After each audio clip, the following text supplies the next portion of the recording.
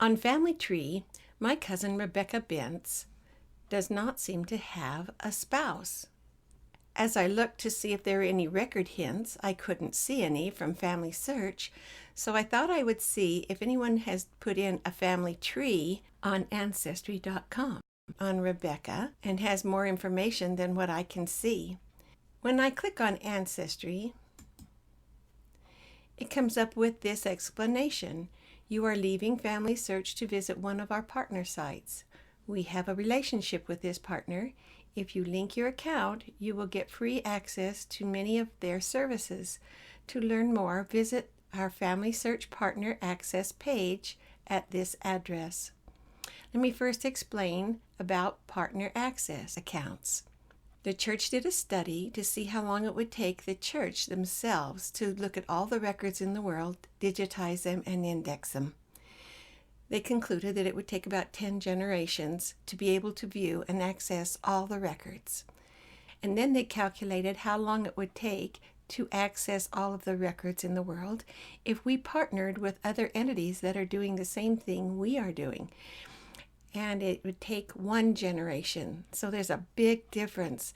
And so our church went out to other places like Ancestry.com, Find My Past, My Heritage, and others, and made a partnership agreement with them. They said, you can have all the information that we have for free, but in return, we would like the members of our church to have free access to all of the information you have for free. And the agreement was made. Now, if you're not a member of the Church of Jesus Christ of Latter-day Saints, or you're younger than 18, you won't be able to have that free access, but you can go to a local library and use the library's accessibility to Ancestry.com. I'm going to go ahead and click on this web page address so I can show you how to sign up for your free access to Ancestry. Because I went into that partner access from Family Search, it didn't ask me to put in my username and password for Family Search. It recognized it, and it brought me to this green invitation page to sign up for my free access. So if I want to join for free for Ancestry.com, I can click here. It will ask me to select one of these. If I already have an account or have used a free trial basis at one point in time, you would click here, or otherwise you would click here and create your account. It's going to ask you to create a username and a password. Some people use the same username and password as their Family Search account. That's perfectly fine. It's up to you what you do there. Since I already have an account with Ancestry.com established, I'm going to just click OK.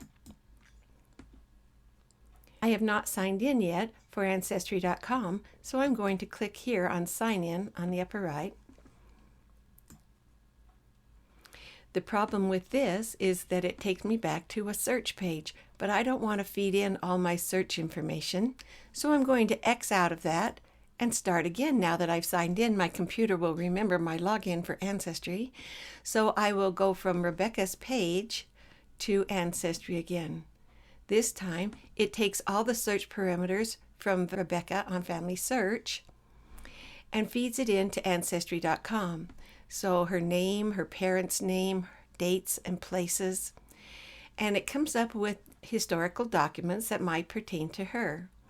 What I would also like to look at is to see if anyone's done some research on her and has created a family tree on Ancestry.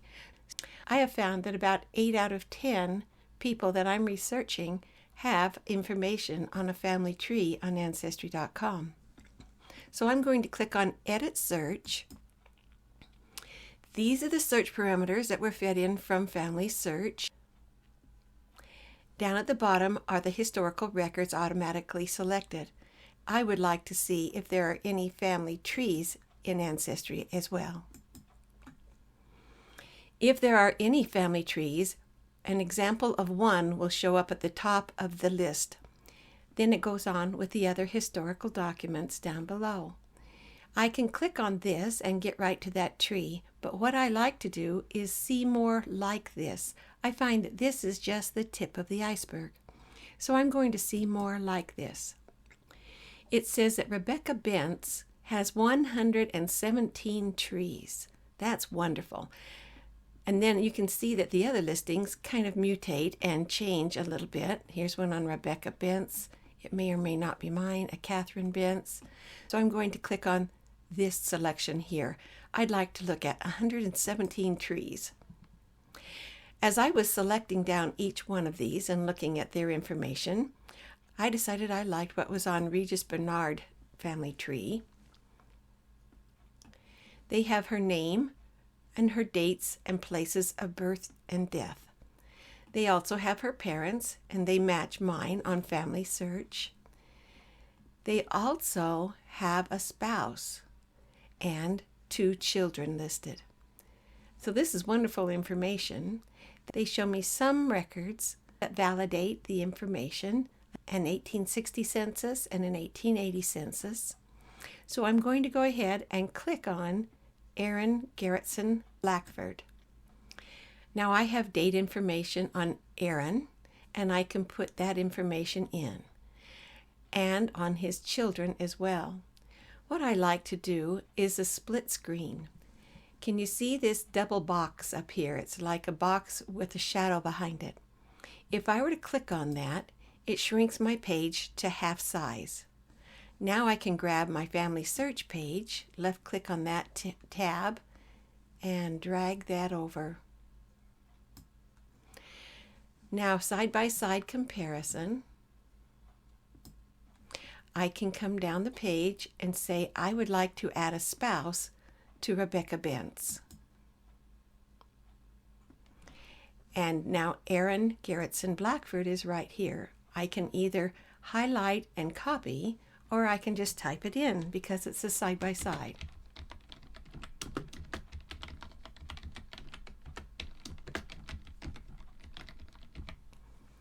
His date of birth, let me just copy that and paste that in. So you can see that I can either type it or copy and paste. I like to select a standardized format, and for the place, and I click on the standardized there. For the date of death, it's 1884. And the place is York County.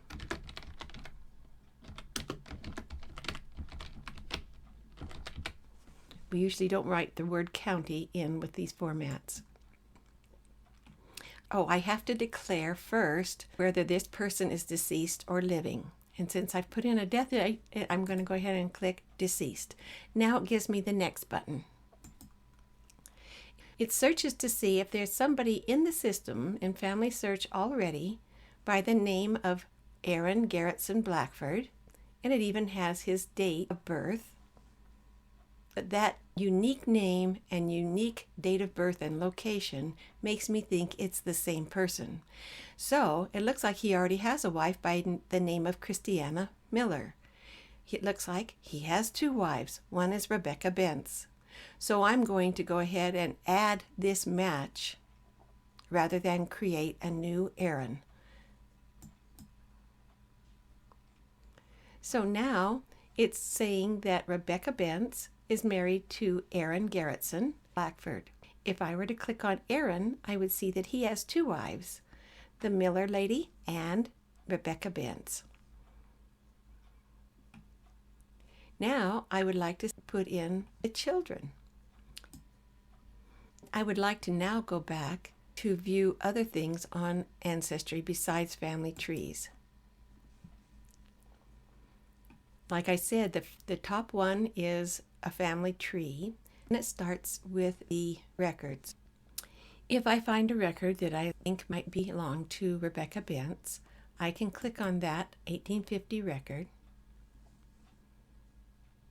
And the great thing is, once I've clicked on that record, it tries to find other records that might belong to that same person, and I'd be able to click on those records and view those.